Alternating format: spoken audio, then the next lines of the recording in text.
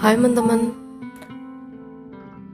selamat datang di channel kesayangan kalian semua, Mochin Stories. Kali ini bakal ada yang baru di channel kesayangan kalian, yaitu aku bakal bacain sebuah cerpen.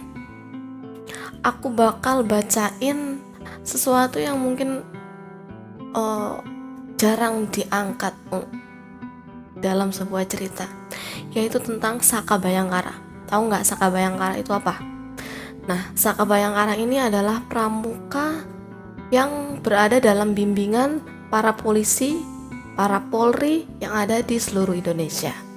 Dan aku cuma mau ngasih tahu, ini tuh sebenarnya secuil dari pengalaman aku yang juga adalah alumni dari Saka Bayangkara di Polsek Pateman.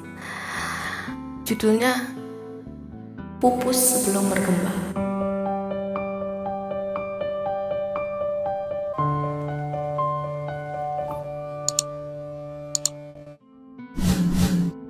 Sabtu 14 Agustus bertepatan dengan Hari Pramuka di Indonesia.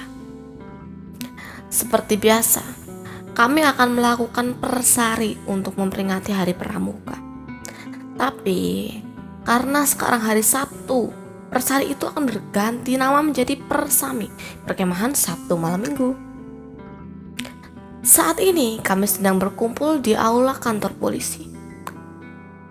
Kami adalah pramuka Saka Bayangkara, dan aku di sini menjabat sebagai ketua Krida TKP. Tahu nggak Krida TKP itu apa? Krida tempat kejadian perkara.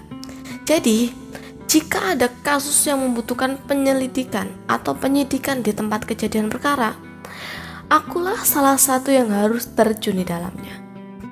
Meskipun begitu, aku juga nggak kalah mahir dalam Krida Tipnas, Krida Lantas, dan Krida PPP. Di sini aku senior baru, bahkan baru dilantik 2 minggu yang lalu. Tetapi tidak ada yang bisa meremehkanku di sini. Komando pasukan saya ambil alih. Istirahat di tempat, gerak. Seruan lelaki berseragam sabara lengkap yang menyiapkan barisan membuatku menyudahi lamunan. Kami pun langsung berbaris, menata rapi di depannya. Hari ini adalah hari jadi pramuka. Apa kalian siap untuk memperingatinya? Dia berseru lagi. Dengan kompak, kami pun menjawab sambil mengubah posisi istirahat di tempat menjadi posisi siap. Ya, kami siap, Kak. Kemudian, kami kembali lagi menjadi sikap istirahat di tempat. Untuk pertama kalinya, siapa yang berkenan dan berani menyiapkan barisan senior tamu yang ada di sana? Polisi bertubuh tegap itu menunjuk ke suatu tempat yang di sana memang banyak orang berseragam pramuka coklat kehitaman, mirip seperti seragam polisi. Aku mengubah posisi istirahat di tempat menjadi posisi siap kembali. Siap, saya berani, Kak, ucapku tegas. Silakan keluar dari barisan dan siapkan mereka. Polisi itu pergi keluar dan memanggil para senior itu. Sementara, aku keluar dari barisan. Beberapa di antara teman dalam barisanku ini bergumam. Kewanen, katanya. Entah kemana saja mereka selama ini. Bukankah aku memang seberani itu? Aku melangkah mantap menuju ke samping polisi tadi. Dia bernama Anang, tapi tanpa Hermansyah. Jadi, dia nggak bisa nyanyi. Gak tahu ding, aku belum pernah denger dari soalnya. Silakan disiapkan, Ray. Dia mengulurkan tangan mempersilakanku sambil tersenyum. Tolong panggil saya Renata, jangan hanya Ray. Saya ini perempuan, Kak. Protesku pada Kak Anang. Sementara para senior di depanku hanya terkikik geli. Mungkin mereka gak percaya kalau si pendek dan kurus inilah yang akan menyiapkan barisan mereka nanti. Baiklah, Nona Renata, silakan dimulai, dia tersenyum. Ah, sial. Aku terpesona. Aku pun berdiri tegak menghadap kiblat. Bukan. Aku menghadap para senior itu. Meski mereka masih santai-santai duduk tak beraturan, aku langsung berseru begini. Pasukan senior, saya ambil alih. Siap, gerak. Seruku lantang dan tegas. Seketika, kulihat mata mereka membulat sempurna, tetapi masih belum membariskan diri. Kenapa? Lama aku terdiam, masih dalam posisi tegap dan siap. Masih menunggu para senior itu membariskan diri di depanku. Sampai akhirnya ada lelaki yang bernama Kosin di dadanya sambil berdiri dan berkata, maaf kak, kakak belum siap. Astaga, apalagi nih? Belum siap? Apanya yang belum siap? Aku berbalik menghadap ke Anang lalu memasang wajah memelas. Apanya sih kak yang belum siap? Tanyaku lirih. Lelaki di depanku ini menatap dengan tajam sambil memasang wajah bingung. Sebentar, dia melihat wajahku dengan seksama. Lalu matanya terus menyusur semakin ke bawah. Mulai seragam coklat kehitaman yang kukenakan, atribut, celana, dan sepatu PDL-ku. Bahkan sampai memutariku sambil masih dengan tatapan bingung. Kemudian kulihat dia berpaling ke arah para senior. Kerudung sama setengah lehermu yang belum rapi, mari saya bantu, katanya saat berada di depanku. Kerudungnya dimasukkan ke seragam. Aku masih bingung. Ya, mari saya bantu. Mental kamu sudah luar biasa dengan berani mengajukan diri untuk menyiapkan mereka. Dia tersenyum sembari melepaskan setengah leher yang aku pasang di luar kerudung. Bantu bagian belakangnya kak, tolong. Aku melepas kancing baju di tempat. Jangan heran, semua dari kami selalu memakai kaos di dalam baju seragam kami. Jadi bisa langsung sat-sat kalau ada urgent seperti ini. Lelaki berpangkat bribtu tersebut memang sangat baik, terutama kepadaku. Entah apa motivasinya. Bagian belakang sudah rapi atau belum kak? Tanyaku sambil mengancingkan baju. Sudah, sini saya pakaikan setengah leher kamu. Dia mengangkat daguku hingga aku mendongak agar dia bisa memasangkan setengah leher, atau yang biasa dikenal dengan hasduk. Di belakang terdengar ada suara berdehem dan pura-pura batuk. Iri, bilang bos. Sudah belum kak? Tanyaku sambil merilik ke bawah. Ya, melihat ke arahnya. Sudah, katanya kemudian mundur selangkah. Terima kasih kak. Baru saja aku mau balik kanan, tapi dia mencegahku lagi. Sebentar, Ray. Kerudungmu sedikit tidak rapi di bagian ini. Kali ini dia membenarkan kerudungku. Astagfirullah, apa ini? Bisa sedekat ini dengan Kak Anang, itu rasanya luar biasa. Apalagi dia membantuku merapikan kerudung. Sial, aku terpesona lagi. Lagi-lagi ada suara menyebalkan. Sekarang dari arah teman-temanku yang masih terabaikan dan harus melihat idola mereka yang malah membantu. Rasanya aku ingin memamerkannya kepada mereka, biar mereka semakin iri. Biar sekalian kalau mau iri. Sudah, silakan disiapkan kembali. Saat dia bicara, aku hanya menanggapi dengan anggukan dan langsung berbalik kanan untuk menyiapkan barisan para senior. Aku mengulangi aba-abaku yang tadi. Dan kali ini mereka langsung berbaris rapi. Ah, senangnya. Setelah semua arahan diberikan oleh pamong saka kami, yaitu Kak Anang, akhirnya semua barisan aku bubarkan. Dan aku pun mulai melangkah untuk duduk. Wah gila, keren kamu tak? Uji temanku yang biasa aku panggil Lisa. Oh iya dong, thank you ya. Kataku kemudian duduk dan mengambil air kencur yang kubawa dalam botol. Saat sedang minum, ada sebuah tangan yang menepuk bahuku. Kak, tadi kamu ya yang menyiapkan barisan, katanya. Aku menoleh. Lah, kok malah dia kesini? Sedikit gugup, aku pun menjawab. Iya kak, ada perlu apa? Tanyaku. Dia duduk di kursi sebelahku sambil menyodorkan sebuah amplop dengan kop surat polsek dan polres. Saya Misbah. Akhir bulan ini ada acara pelantikan junior Saka di polsek kami.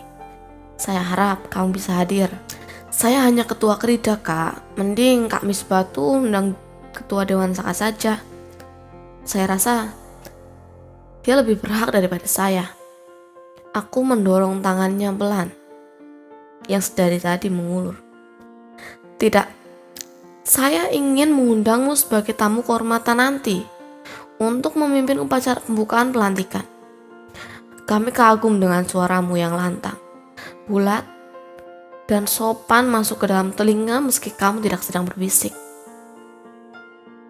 Caranya memujiku membuatku ingin terbang. Namun, aku harus jaga image dalam posisi seperti ini. Kak Misbah ini terlalu memuji, tapi lebih baik diberikan kepada pamong Saka kami atau ketua dewan Saka. Nanti saya akan datang bersama mereka. Kakak jangan risau ya. Aku tersenyum. Bukan sok keren, tetapi aku lebih memilih mengalah. Tadi saja baru diperhatikan dikit oleh Kak Anang, udah langsung pada iri. Apalagi jika sampai aku dijadikan tamu kehormatan di Polres. Tentu entah bagaimana mereka akan mengomeliku atau bahkan membuatku merasa tidak enak. Baiklah kalau begitu. Saya akan tunggu di akhir bulan ini. Sedetik setelah Kak Misbah pergi, pengeras suara memanggil kami untuk upacara pembukaan bersami.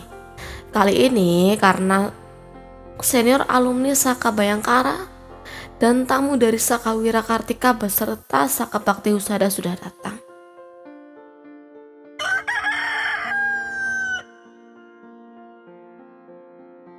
Sekarang kami duduk di lapangan samping polsek dan bersiap untuk makan siang.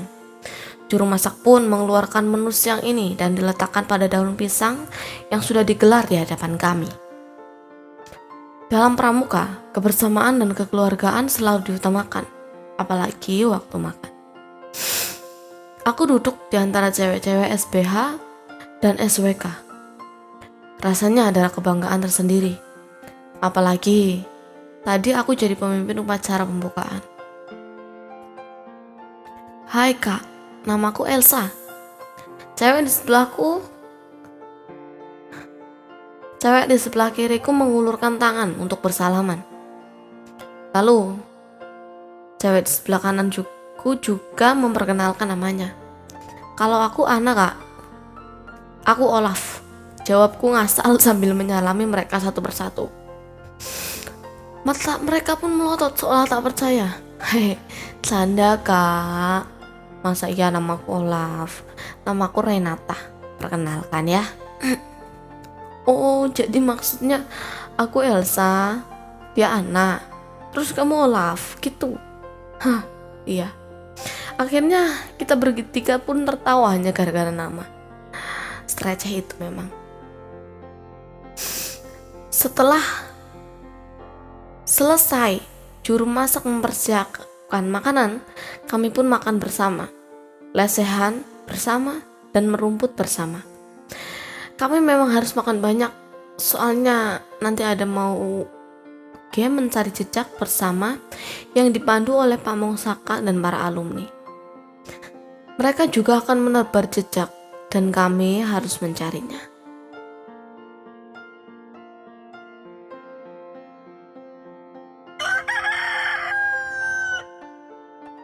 Semua telah selesai.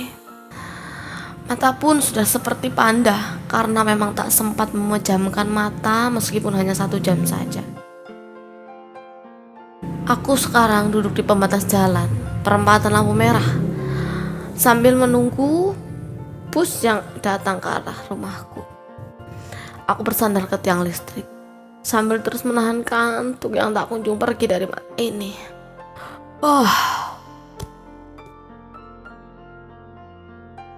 Woi Rai, aduh, aku terjatuh ke trotoar. Baru mau merem sebentar, udah ada aja yang iseng. Aku menoleh, ternyata dia Kak Anang. Tidur di jalan, diculik orang motor rasa kamu. Kalau ngantuk, tidur tuh di polsek sana. Pulang nanti malam, atau besok pagi aja. Caranya sambil mengulurkan tangan untuk membantuku berdiri. Nggak mau, Anda mau marah. Ngantuk sumpah. Kuusap aja aku dengan kasar dan mengucap mata agar bisa mendapat sedikit penglihatan yang lebih terang. Ya udah ayo kakak antar sekalian, aku juga mau pulang. Dia berjalan ke arah motornya yang berjarak beberapa langkah dariku. Seketika aku melotot. Ini benar gak sih? Seorang idola cewek-cewek bernama Anang Muafid mau mengantarku. Beneran kak? Kita kan gak searah. Aku melotot. Beneran, ayo cepet naik sebelum aku berubah pikiran. Ya udah deh, naik aja, lumayan ngirit. Aku pun langsung menggendong tas dan naik ke motornya. Entah mimpi apa aku semalam, tiba-tiba hari ini diantar ke Anang. Iya, aku kan semalam gak tidur ya. 10 menit menahan kantuk agar tidak jatuh dari motor, aku pun sampai di depan rumah. Ini rumahmu? Tanya Kak Anang.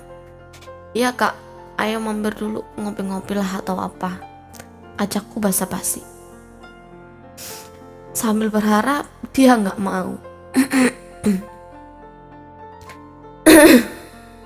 Gak usah, kamu masuk terus langsung tidur aja. Nanti kalau saya mampir malah ganggu kamu istirahat. Bener juga sih, saya ngantuk parah. Udah kak, assalamualaikum. Aku berlari sambil melambaikan tangan padanya. Waalaikumsalam. Sampai di pintu, belum ada terdengar suara motornya. Aku pun menoleh dan menunggunya pergi dari rumahku. Selepas Kak Anang pergi, aku langsung masuk. Sambil mengucapkan salam. Ada balasan, tetapi terdengar tidak suka. Siapa itu? Suara ketus ibu membuatku berhenti di depan pintu kamar. Pak Anang, polisi Sabara. Aku melanjutkan membuka pintu dan membantingkan diri ke kasur. Lelah. Ibu kan sudah bilang jangan urusan bersama kepolisian lagi. Ibu tuh bingung kalau ditanyain sama tetangga. Kamu sering-sering pergi, gak pulang, ntar dikira kemana-mana. Ibu masih saja nyerocos di depan pintu. Bu, aku capek. Itu di tas ada makanan buat dari polsek. Kasih aja ke adik-adik bu, aku ngantuk, mau tidur. Aku mulai memejam, meski telinga masih terdengar samar. Suara ibu yang menggerutu. Ini bocah susah amat sih dibilangin.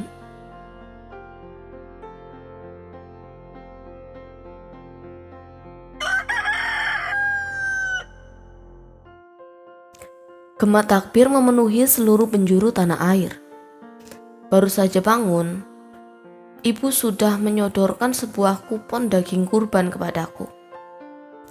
Nanti kamu saja yang antri, kamu kan gak sholat id. Ibu berangkat dulu sama adik-adik. Ucap ibu setelah memberikan kupon tadi. Gih bu, jawabku kemudian menyalami mereka yang akan pergi sholat Idul Adha. Sementara bapakku, dia sedang merantau di kota dan gak pulang pas Idul Adha kali ini. Setelah mandi dan bersiap, dan wangi tentu saja, aku mengendarai sepeda menuju balai desa tempat pembagian daging kurban. Di sana masih sepi. Ya iyalah, gimana gak sepi? Yang lain kan pada sholat Idul Adha. Aku malah kesini. Aku akhirnya memilih duduk di salah satu sudut dan bersandar mengambil ponsel, menyusuri sosial media. Sesekali mengambil foto sambil berpose di sebuah spot taman yang ada di balai desa. Beberapa lama menghabiskan waktu dan sedang asik berfoto, tiba-tiba di layar ponsel terlihat ada seseorang yang sangat aku kenal. Hai Ray, kamu ada di sini? Tanyanya yang ku tahu memang hanya basa-basi. Enggak kak, saya kan ada di hatimu. Ucapku ngasal. Iya, kamu lagi ngapain di sini? Orang lain sholat id, kamu malah di sini. Kak Anang sendiri ngapain? Kenapa nggak sholat id? Aku membalikan pertanyaan yang dia lontarkan.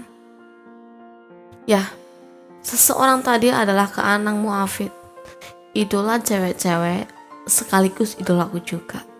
Saya kan baru selesai sholat id langsung kesini buat amankan penyembelihan hewan kurban, ucapnya santai.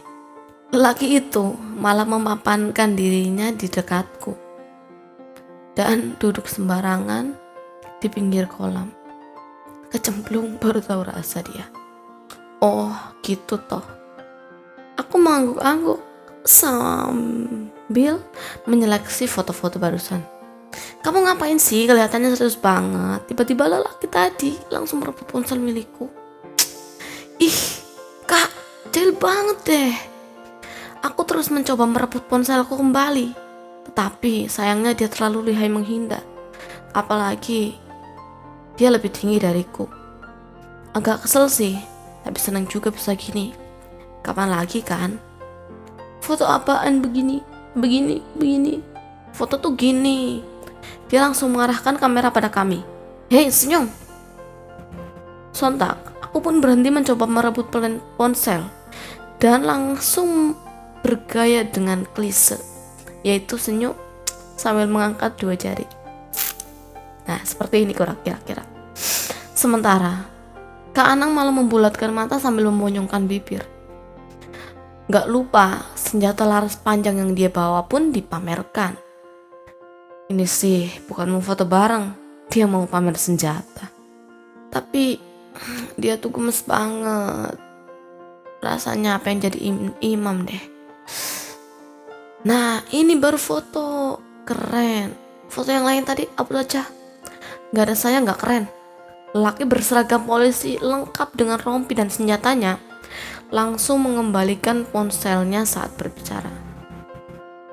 Ya, ponselku dikembalikan lagi. Iya deh, iya. Kak Anang kan emang paling keren. Gak ada lawan pokoknya. Pujiku kepadanya. Nah, itu pinter. Dia mengusap kepalaku sejenak. Oh iya, pertanyaan saya tadi belum kamu jawab. Kini dia berdiri dan merapikan pakaian.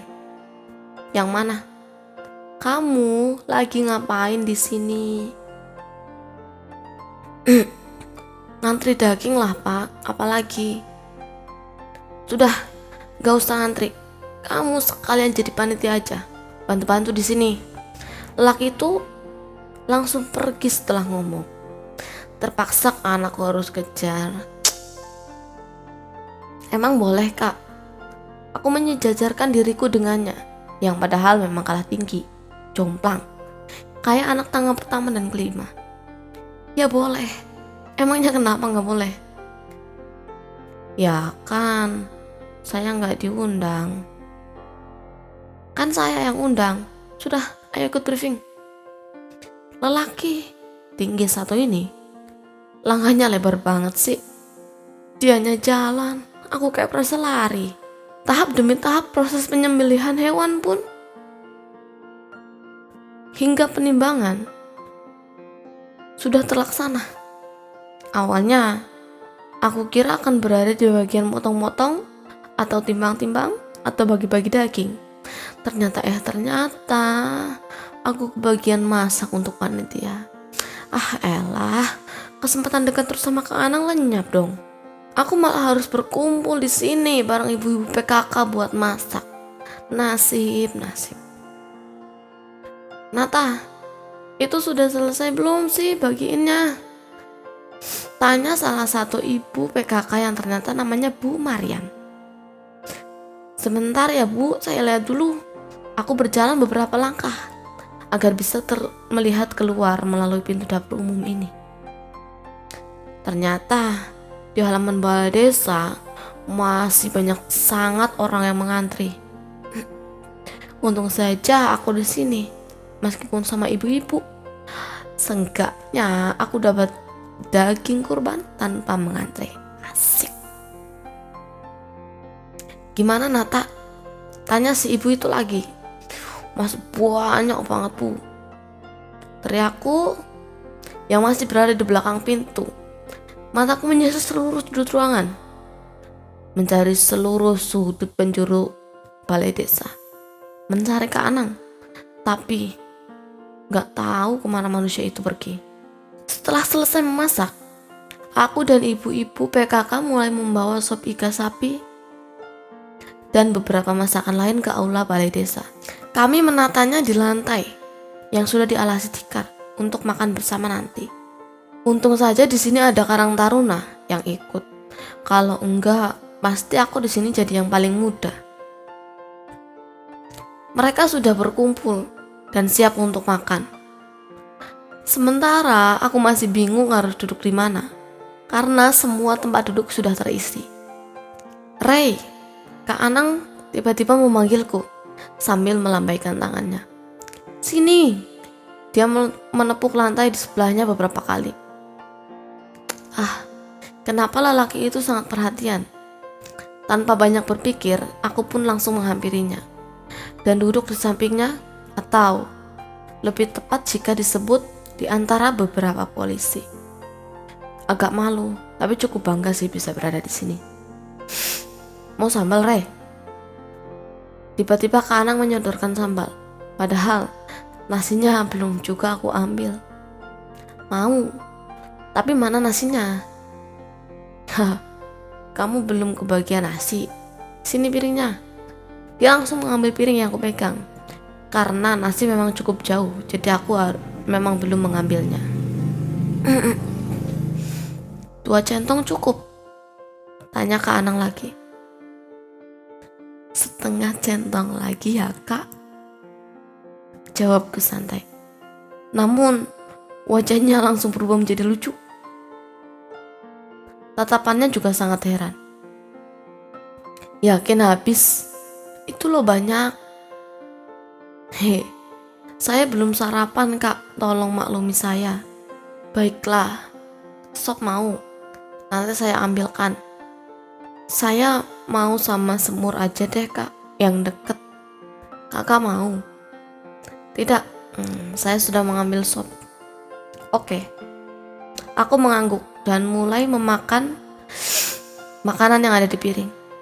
Beberapa sendok sambal pun habis aku lahap bersama lalapan yang ada. Ray, aku pun menoleh. Ya, saya lo langsung kenyang melihatmu makan. Nah, dari tadi kakak liatin saya makan. Awas, terpesona. Godaku seraya mengambil nasi untuk makan. Tetapi lelaki di samping Q ini terus saja melihatku dengan heran. Kakak mau saya suapi? Aku menyodorkan tangan padanya. Dia membuka mulut dan menerima suapanku. Enak kan? Tanyaku saat melihatnya mengunyah dengan perlahan. Suapi aku lagi. Aku? Dia memanggil dirinya sendiri dengan kata aku.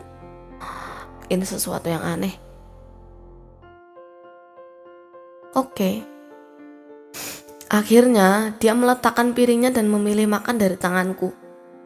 Saat melirik ke beberapa orang yang ada di sekitar, Mereka menatap ke arahku dengan tatapan yang gak tahu apa artinya.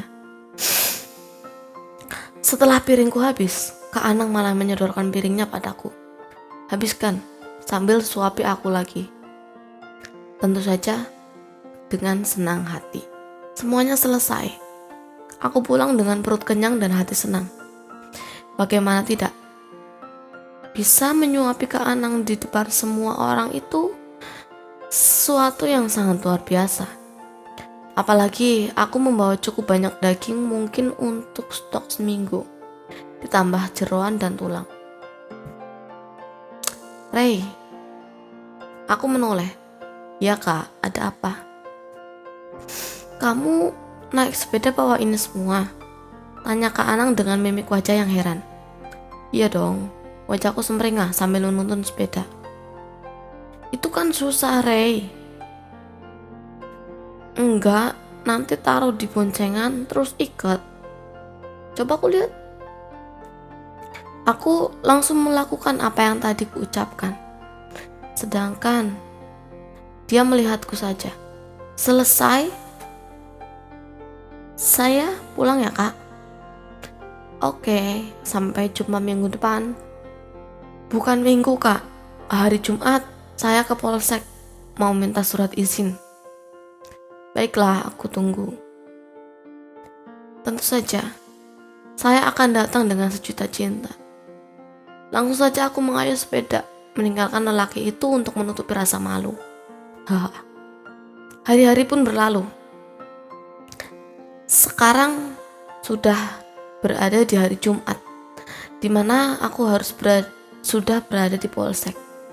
Selain itu, untuk meminta surat izin tugas dari Polsek karena besok akan bersami di Polres, aku juga ingin bertemu pujaan hatiku, Kak Anang Muafid. Namun sayang, lelaki yang aku cari gak ada di sini. Mungkin memang bukan shift siang, atau memang belum pulang Jumatan.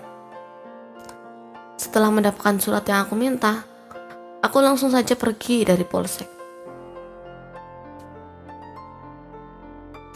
Di perjalanan, aku gak sengaja ketemu sama lelaki yang kutunggu sejak tadi.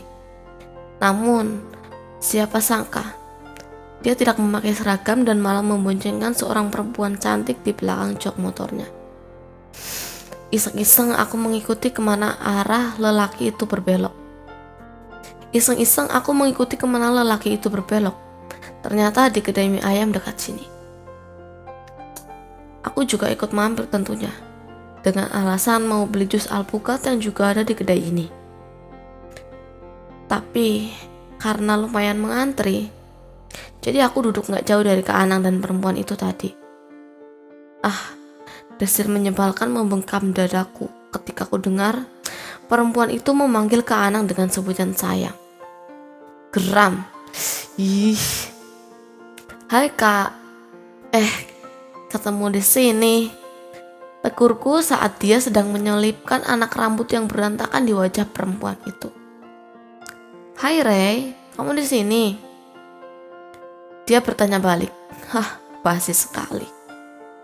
Ya, beli jus alpukat Kak. Tadi saya minta surat izin ke Polsek terus mampir ke sini. Oh iya, sip. Besok berangkat pagi ya? Aku hanya mengangguk menanggapi pertanyaannya. Tiba-tiba perempuan itu bertanya kepada Kak Anang tentangku.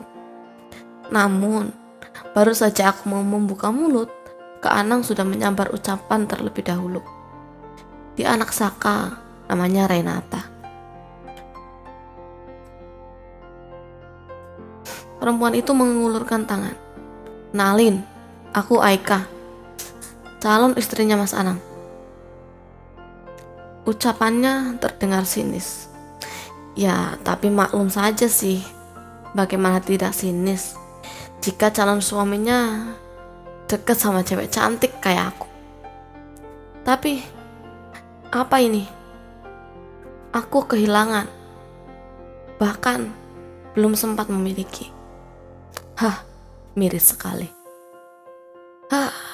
Akhirnya, kisah Renata sudah sampai di ujung. Meskipun tentu saja hidup Renata tidak berhenti sampai di situ melihat idolanya sudah memiliki calon istri. Tapi untuk kisah ini tentang sebuah kekaguman, sebuah fans atau mengidolakan kepada seorang Bribtu Anang Muafid telah selesai. Kisah cerita cinta tentang Renata dan Anang telah sampai pada ujungnya, karena Anang malah lebih memilih merajut cinta dengan orang yang lain. Oke, terima kasih sudah mendengarkan Mocin bercerita sampai sejauh ini. Semoga kalian terhibur dengan cerita Renata dan Bribtu Anang Muafid tadi. Sekian untuk cerpen kali ini. Untuk video berikutnya mau request cerpen tentang apa? Boleh tentang apa saja, yang penting masih berbau romantis. Baiklah, terima kasih sudah menonton. Sampai jumpa di video selanjutnya. Bye bye.